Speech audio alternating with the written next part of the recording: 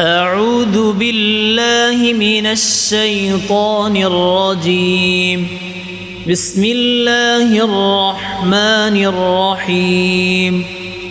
قال هل آمنكم عليه إلا كما أمنتكم على أخيه من قبل فالله خير حافظا وهو أرحم الراحمين. ولما فتحوا متاعهم وجدوا بضاعتهم ردت إليهم قالوا يا أبانا ما نبغي هذه بضاعتنا ردت إلينا ونمير أهلنا ونحفظ أخانا ونزداد كيل بعيد ذلك كيل يسير.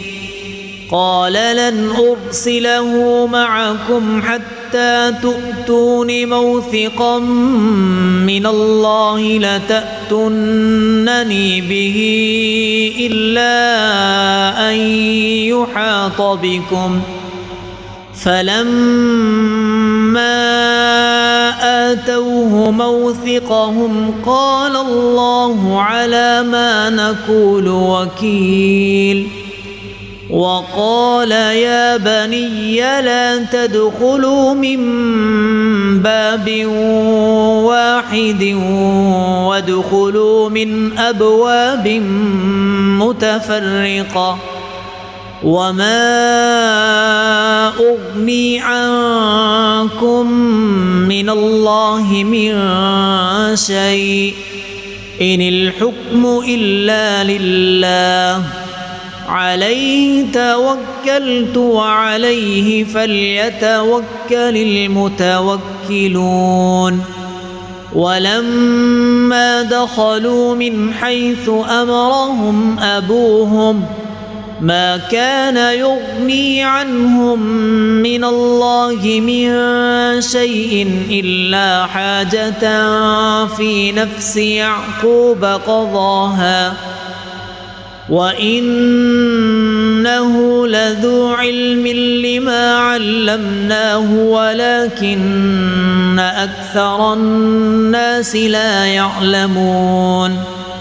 ولما دخلوا على يوسف آوى إليه أخاه قال إني أنا أخوك فلا تبتئس بما كانوا يعملون. فلما جهزهم بجهازهم جعل السقاية في رحل أخيه ثم أذن مؤذن أيتها العير إنكم لسارقون.